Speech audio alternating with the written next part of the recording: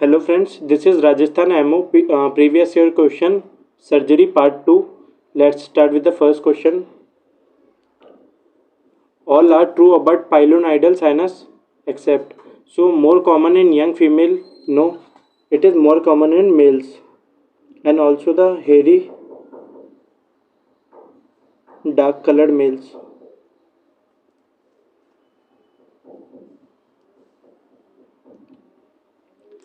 So this option is wrong. Second option, it may occur due to combination of buttock friction and shearing forces in affected area. So this is true. Direction of sinus are cephaloid. This is also true. And may lead to recurrent abscess formation. Yes, pilonidal sinus generally lead to abscess formation. So this is also true. So answer here will be option number A, which is saying that it is more common in young female. So this option is incorrect.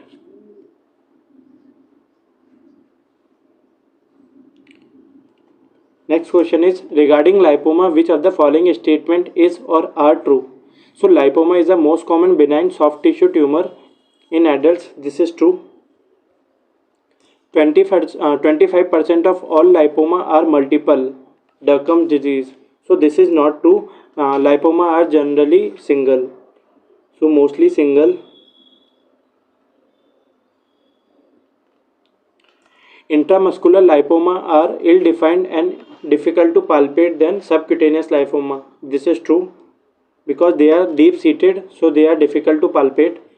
So option number D, both lipoma.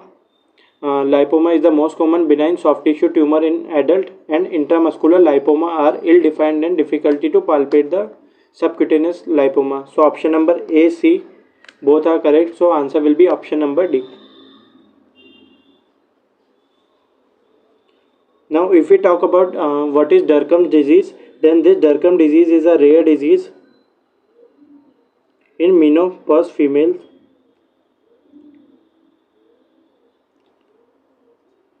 and it will have a triad of lipoma, painful plaques,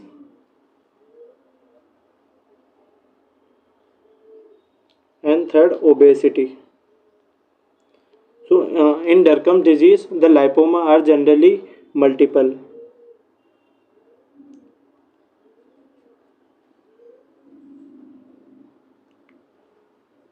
Next question is true about low velocity ballistic injury. So, abdominal injury usually requires full explorative laparotomy. This is true. Any injury to the abdomen generally requires full exploratory laparotomy. Spinal cord or brain injury may require bullet fragments removal if compressive symptoms is present. So this is also true. Injuries are typically associated with low infection rate. Yes, low velocity ballistic injury are related to low infection rate. So all the options are correct. So answer will be option number D, all of the above.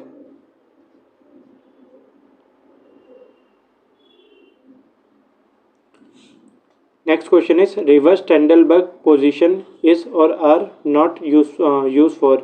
So in reverse Trendelenburg position, it means that head is high level and legs are at low level. So the question is asking where reverse Trendelenburg position is not used. So first option is prophylactic against thromboembolism.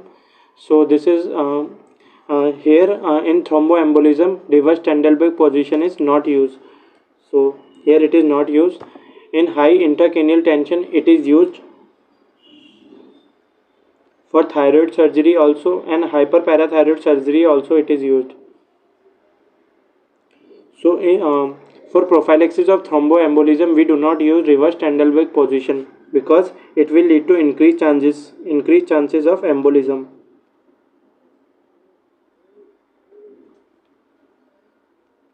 So answer here will be option number A. Answer will be option number A. True true statement about management of acute pancreatitis except. So aggressive fluid resuscitation is done. This is true. Early enteric feeding within 2 to 3 days. This is also true. Prophylactic antibiotic is not necessary. This is also true. In acute pancreatitis, generally prophylactic antibiotics are not necessary. Pancreatic pseudocysts can be treated by drainage into stomach, duodenum, and jejunum. So this option is incorrect because pseudocysts can be drained into the stomach and duodenum, but not into the jejunum. So this option is incorrect due to jejunum. So answer will be option number D.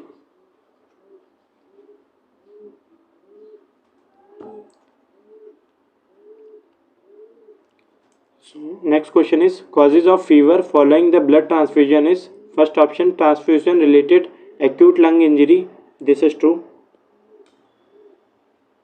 Septicemia, this is also true. And transfusion related CMV infection, if the blood is infected, then this is also true. So answer here will be all of the above because all options are correct. So answer will be option number D, all of the above. All are the clinical sign and symptoms of Dhatura poisoning except. So for Dhatura poisoning, dry hot skin is present. This is true. Increased salivation, no. Instead, decreased salivation will be there. Decreased salivation or dry mouth. Then dilated pupil, yes, and delirium is also present. So answer will be increased salivation, which is not seen in the Dhatura poisoning. Instead, decreased salivation will be seen.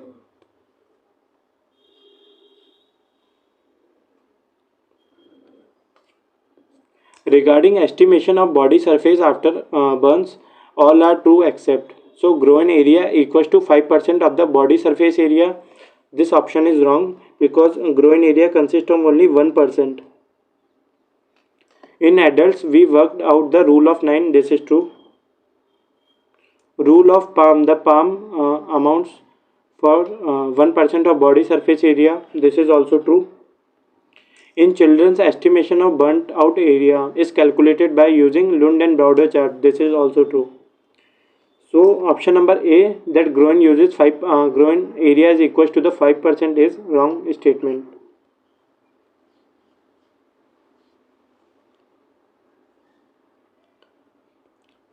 All are false statement for ambulatory surgery except. So first option is outpatient surgery.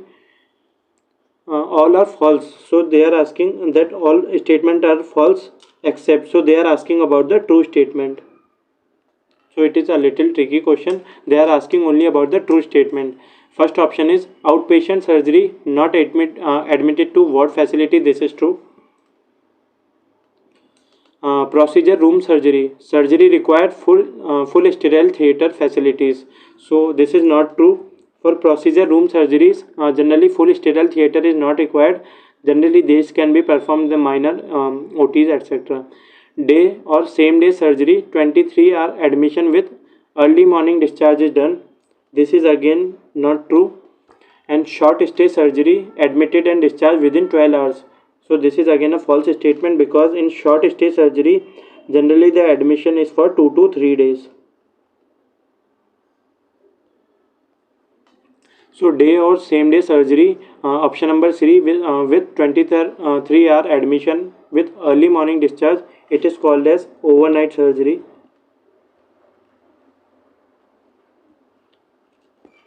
So answer here will be outpatient surgery, not admitted to ward facility. This is a correct statement.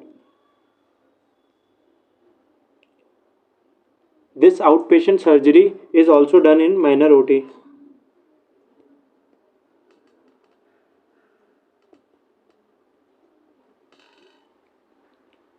All are true about necrotizing fasciitis except. So it is a polymicrobial synergistic infection. This is true.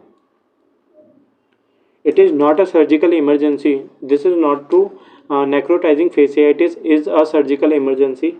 So this is a false statement. In 80% of the cases, it is associated with the history of the previous trauma or infection. This is also true. And it leads to mortality 30 to 50%. This is also true. So answer here will be option number B, that it is not a surgical emergency.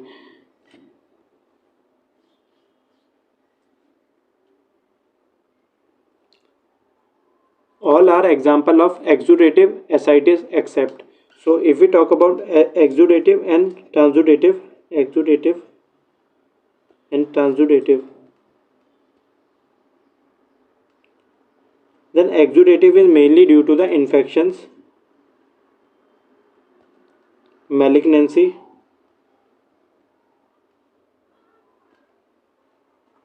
but transudative is mainly due to the systemic diseases. Systemic diseases like congestive heart failure, liver cirrhosis, renal failure, etc. So if we talk about the options, then peritoneal malignancy, yes, it will lead to exudative ascites. Tuberculous peritonitis will also lead to exudative ascites. Pancreatic ascites will also be leading to the exudative ascites. But congestive heart failure being a systemic disease, it will lead to the transudative ascites. So it will lead to transudative ascites.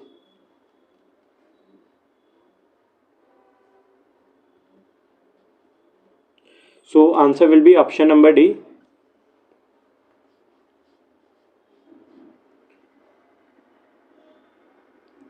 All are true about lymphatic drainage of gallbladder except. So they are asking about the lymphatic drainage of gallbladder. So generally lymphatic drainage of gallbladder is, one is cystic lymph node and to the hilum of liver.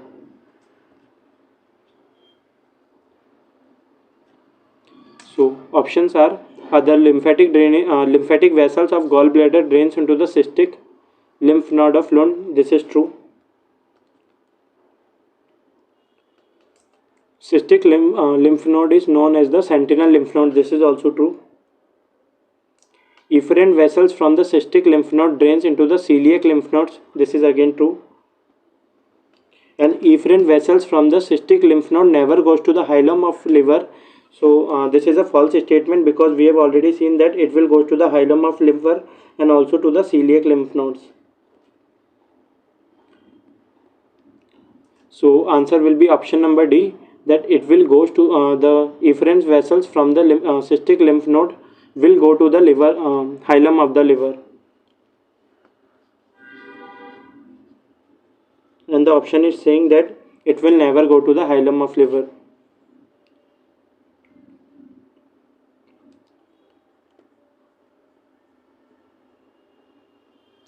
So all are true about Ranson's scoring system for predicting severity of acute pancreatitis on admission except. So age greater than 55 years, this is true. WBC greater than 12 into 10 raised to the power 9 per liter, this is false, because WBC should be greater than 16 into 10 raised to the power 9 per liter. Blood glucose greater than 200 and AST greater than 250, and also there is LDH which should be greater than 350. So these all are criteria for Ranson scoring system. So answer here will be option number B, which is incorrect. WBC should be greater than 16 into 10 raised to the power 9.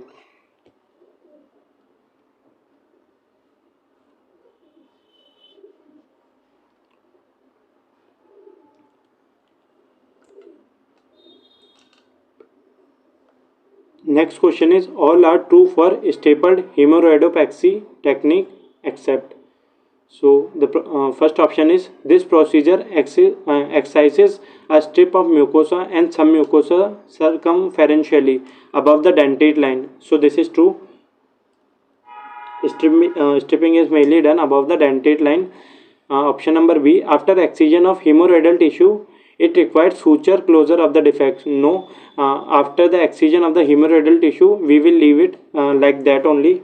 So no suture closure is required.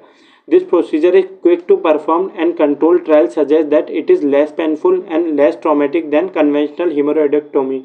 This is also true. evidence is emerging that the technique is associated with high recurrence rate than the following conventional hemorrhoidectomy and associated with more additional surgery. Sometimes it is associated with more additional surgery because it has higher recurrence rate. So this is also true. So answer will be option number B, that we do not have to suture closure the defect after the excision.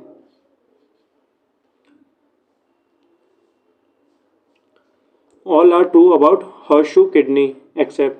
So in horseshoe kidney, the two renal units are low lying and the upper poles are fused to form an isthmus. So this option is incorrect because generally upper poles, not upper poles, these are the lower poles that will fuse. Lower poles fuses to form isthmus. Next option is further ascent of the fused kidney is prevented by the inferior mesenteric artery. This is true. This condition is detected in 1,000 autopsies and has a male preponderance. So this is also true. It is more commonly in male. Horseshoe kidney are prone to reflux, obstruction and stone formation. So this is also true. So answer will be option number A, which is saying that the upper poles fuses to form isthmus. So this is an incorrect statement.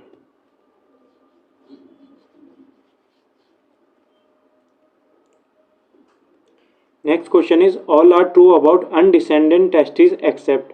So testes that are absent from the scrotum after 6 months of age are unlikely to descend.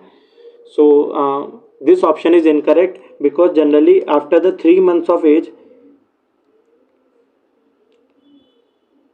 if the testes do not reach to the scrotum, then they are unlikely to descend.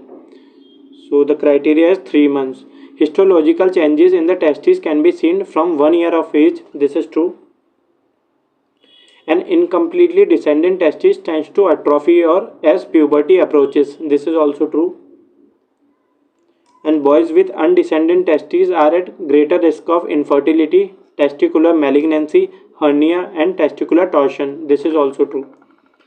So answer here will be option number A, testes that are absent from the scrotum after 6 months of age are unlikely to descend. It should be greater than 3 months.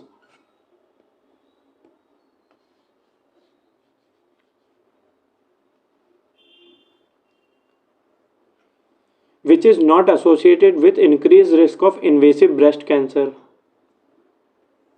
So moderate hyperplasia, squamous metaplasia, atypical hyperplasia and papilloma with hypervascular core.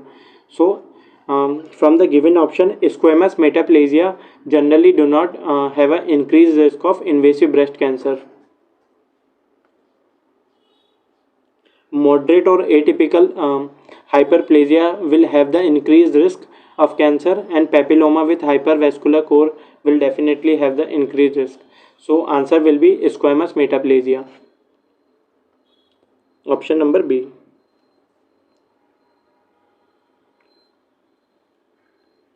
Next question is all are true for splenectomy except. So perhaps the only contraindication to splenectomy is the presence of marrow failure.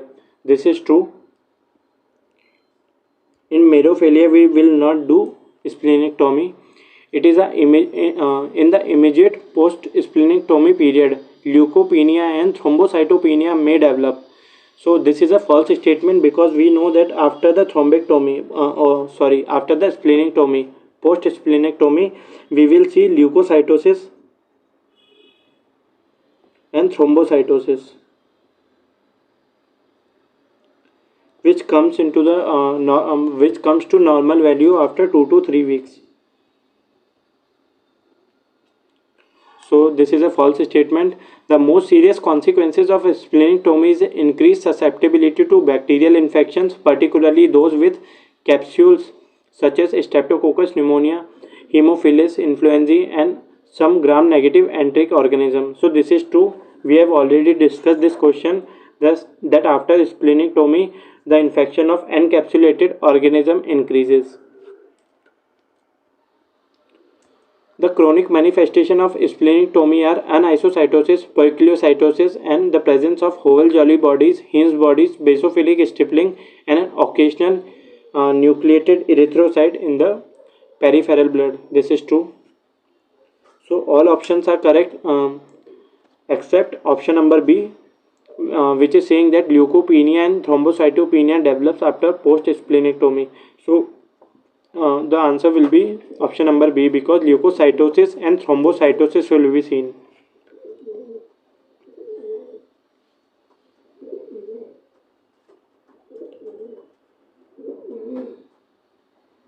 Triple assessment of suspected malignancy of breast cancer. So for triple assessment we do, one is clinical, second is radiological, and third one is histopathological. So in histopathology we do biopsy, in radiology we do mammography, ultrasonography and MRI if required. One and third one is clinical. So options are USG breast, mammography and PET CT, no. Clinical assessments, sonomammography of breast and core needle biopsy, this is true. And USG breast, MRI and PET CT, no. And USG breast, mammography and MRI, so no. So in triple assessment, one should be clinical, one should be radiological, and the third one should be biopsy, which is histopathological. So answer will be option number B.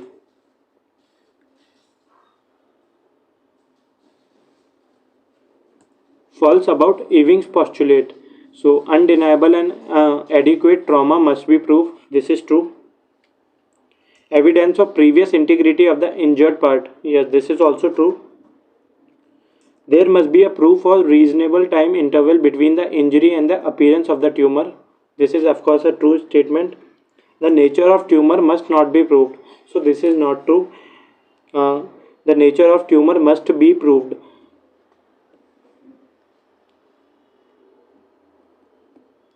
Then only we can go for investigation and the treatment.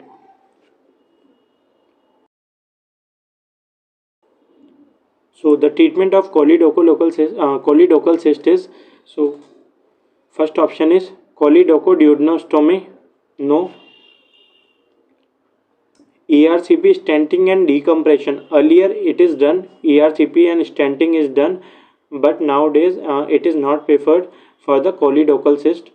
Radical excision of the cyst with biliary reconstruction, Roux-en-Y jejunal loop. So this is a correct option. Generally for choledochal cyst, nowadays we do a radical incision and after that anastomosis is done. So option number C is correct, and choledochojejunostomy, no.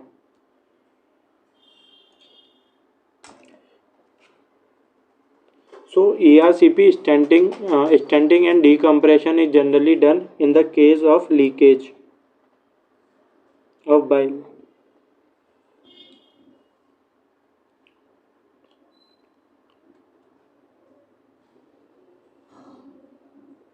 Next question is direction of incision for incision and drainage of breast abscess in lactating mother is. So intramammary, yes we can do intramammary.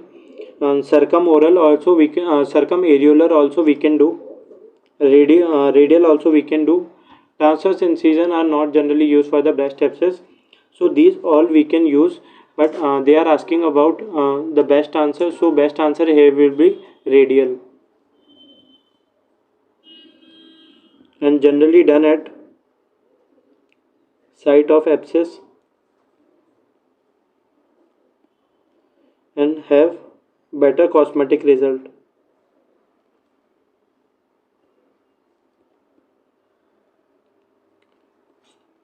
But intramammary and circumareolar can also be used.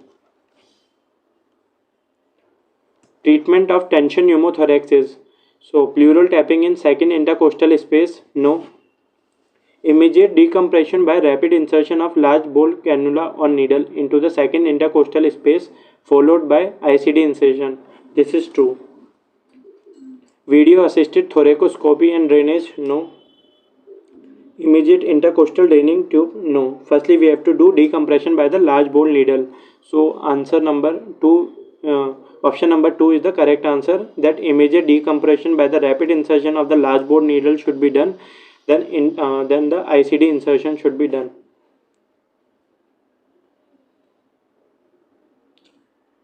Cone needle biopsy for thyroid neoplasma is indicated in.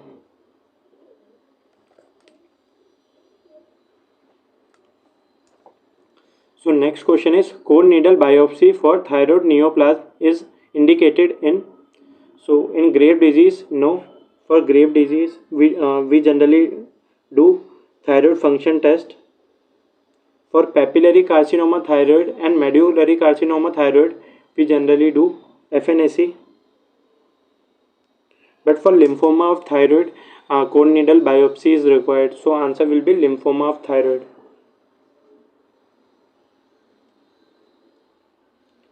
For esophageal lesion, the choice of investigation is. So we have already discussed this question in a different way, but here we can see that for esophageal lesion, we generally use barium swallow. Then barium stomach and duodenum is barium meal. Barium meal follow-up study. It is used for jejunum, ileum and cecum and some parts of colon. And barium enema, it is mainly used for rectum, sigmoid and colon. Next question is, a 40-year-old male develops sudden excruciating headache with worsening consciousness. His BP is 210 by 100 mm of Hg. He is afebrile but has a positive sign of meningeal irritation. Most likely diagnosis is. So here it is given that the headache develops suddenly. It is a sudden onset and excruciating headache, and BP is also high. So it is most probably due to increase in BP, which lead to the rupture of Barry aneurysm, leading to subarachnoid hemorrhage. And also the sign of meningeal irritation is present. So if we talk about migraine, then migraine also has a sudden onset excruciating headache, but BP is generally not increased, and also the meningeal irritation signs are not present. For subdural hematoma, this is not true, and for brain tumor also this is not true. So they are not sudden onset, they are gradual onset. So they are gradual onset. It is sudden, but meningeal irritation absent.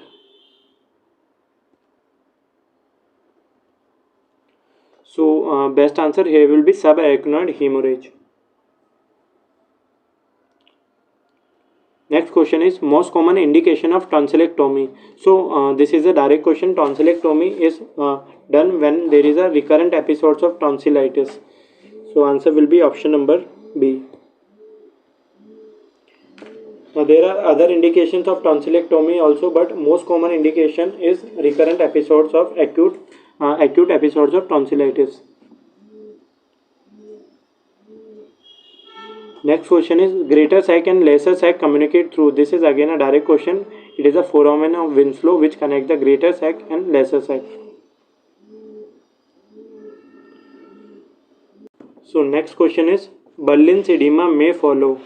So this is again a direct question. Berlin's edema, which is also called as commotio retinae or acute traumatic maculopathy. So it generally occur after the trauma, and most commonly after the blunt trauma to the eye.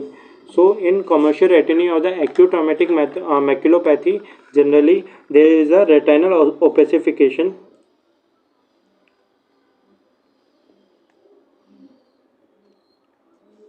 And it occurs due to some damage to the photoreceptor due to the trauma. So answer here will be blunt trauma.